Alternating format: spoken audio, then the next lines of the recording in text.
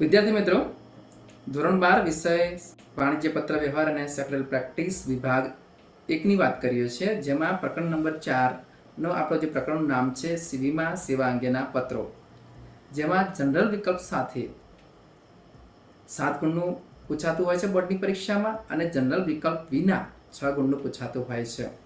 તો એની અંદર જે મહત્વના પ્રશ્નો છે એની વિશે આપણે વિગતવાર વાત કરીએ છીએ. એટલે કે આ વિડીયોની અંદર MCQ પ્રશ્નોની આપણે વાત કરીએ છીએ. તો ચાલો હવે આપણે જોઈએ છીએ MCQ પ્રશ્નો.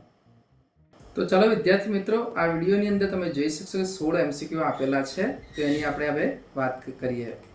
સૌથી પહેલો પ્રશ્ન છે, વીમો લેનાર વ્યક્તિના મૃત્યુ બાદ તેના પરિવારના સભ્યોને શાની બાંહેધરી મળી રહે છે? અણધારી આપત્તિમાંથી મુક્તિની, નાણાકીય સલામતીની, સામાજિક સંબંધોની કે પછી આરોગ્યની સલામતીની. એટલે કે વ્યક્તિના મૃત્યુ બાદ તેના પરિવારના સભ્યોને વીમા કંપની શું આપવાની બાંહેધરી આપે છે? તમે સાચો જવાબ જોઈ શકો છો, નાણાકીય સલામતીની. નેક્સ્ટ, કઈ વીમા પોલિસીમાં વીમા ધારકના મૃત્યુ બાદ જ તેના વારસદારને વીમાની રકમ મળે છે?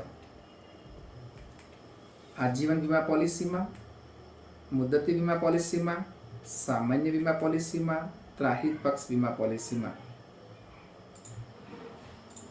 જોઈ શકો છો, આજીવન વીમા પોલિસીમાં વીમા ધારકના મૃત્યુ બાદ જ તેના વારસદારને વીમાની રકમ મળે છે. નેક્સ્ટ, જ્યારે વીમા ધારક વીમો લે છે ત્યારે વીમા કંપની અને વીમા ધારક વચ્ચે શું બની જાય છે? વીમા સેવા, નાણાંની સલામતી, નોંધણી અને વીમા કરાર. સરળ પ્રશ્ન છે, જોઈ શકો છો. જવાબ બની જશે વીમા કરાર, વિકલ્પ ડી.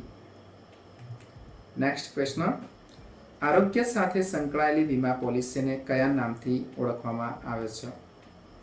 જીવન વીમો, મેડિક્લેમ વીમો, સામાન્ય વીમો અને પાક વીમો. અહીંયા આરોગ્યની વાત કરી છે, હેલ્થ. તો તમે જોઈ શકો છો 4 વિકલ્પોની અંદર સૌથી અલગ ઉતરી આવતું હોય તો મેડિક્લેમ વીમો. તો સાચો આન્સર જોઈ શકો છો, મેડિક્લેમ વીમો આરોગ્ય સાથે સંકળાયેલ છે. 5 જુઓ, નિયતિ. નિયતિ એટલે કુદરતી. આપણી સમક્ષ ઘણીવાર કેવા પ્રકારના પ્રશ્નો લાવીને ઊભા કરી દે છે? અપેક્ષિત પ્રશ્નો, અનઅપેક્ષિત પ્રશ્નો, સંભવિત પ્રશ્નો અને અસંભવિત પ્રશ્નો. પ્રશ્નને સમજીને તમે સાચો જવાબ જોઈ શકો છો, અનઅપેક્ષિત પ્રશ્નો. કારણ કે કુદરતી રીતે શું બને આપણને ખ્યાલ હોતો નથી. ક્વેશ્ચન નેક્સ્ટ જુઓ, પ્રવર્તમાન યુગમાં નીચેના પૈકી કઈ સેવાની અત્યંત જરૂરિયાત છે આજના સમયમાં? વખારની સેવા, વીમાની સેવા, દલાલની સેવા અને ધાર્મિક સેવા. આ પણ સરળ પ્રશ્ન છે. જો તમે પ્રશ્ન સમજી ગયા હોય તો જવાબ પણ તમને ખ્યાલ આવી ગયો હશે. તો જોઈ શકો છો, વીમાની સેવા આજના યુગમાં સૌથી અત્યંત તેની જરૂરિયાત છે.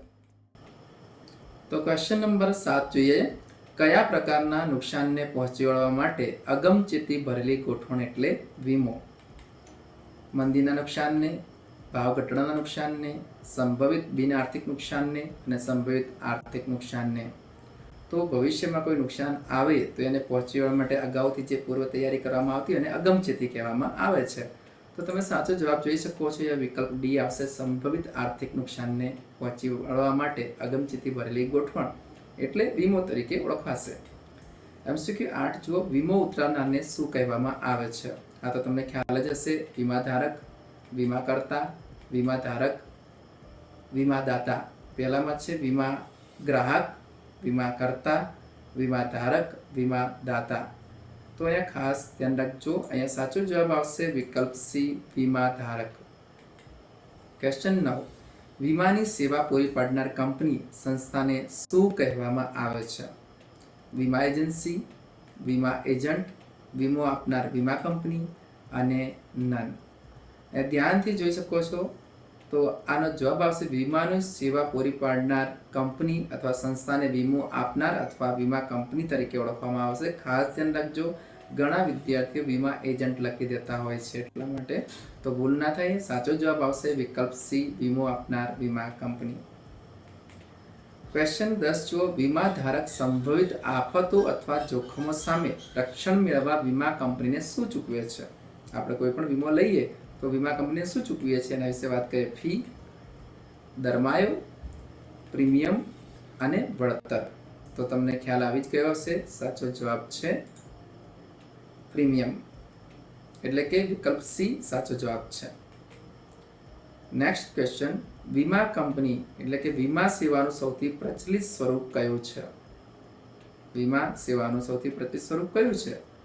આગનો વીમો, સ્વાસ્થ્યનો વીમો, ચોરીનો વીમો કે જીવન વીમો? સાચો જવાબ છે વીમા સેવાનું સૌથી પ્રચલિત સ્વરૂપ જીવન વીમો છે. ક્વેશ્ચન 12, આજીવન વીમા પોલિસીમાં વીમા ધારકના મૃત્યુ બાદ વીમાની રકમ વીમા કંપની કોને ચૂકવે છે? લેણદારને, સગા સંબંધીને, વારસદારને અને બેંકને.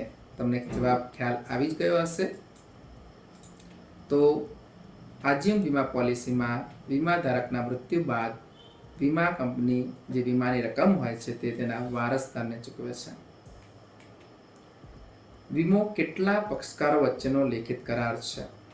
સરળ પ્રશ્ન છે. 2, 3, 4 અને અનેક. અહીંયા વીમો લેનાર અને આપનારની જ વાત હોય છે. તો તમને ખ્યાલ આવી ગયો છે. સાચો જવાબ છે વિકલ્પ એ, 2 પક્ષકારો વચ્ચેનો લેખિત કરાર છે. નેક્સ્ટ ક્વેશ્ચન, વીમાના લેખિત કરારને શું કહેવામાં આવે છે? વીમા બોન્ડ, વીમા પોલિસી, વીમા કવચ, વીમા નોટ. વીમાના લેખિત કરારને ખ્યાલ આવી જ ગયો હશે. વિકલ્પ બી વીમા પોલિસી કહેવામાં આવે છે. નેક્સ્ટ ક્વેશ્ચન, નીચેનામાંથી કોનો સમાવેશ સામાન્ય વીમામાં થતો નથી? આગનો વીમો, સમુદ્રી વેપારનો વીમો, સ્વાસ્થ્યનો વીમો, જીવન વીમો.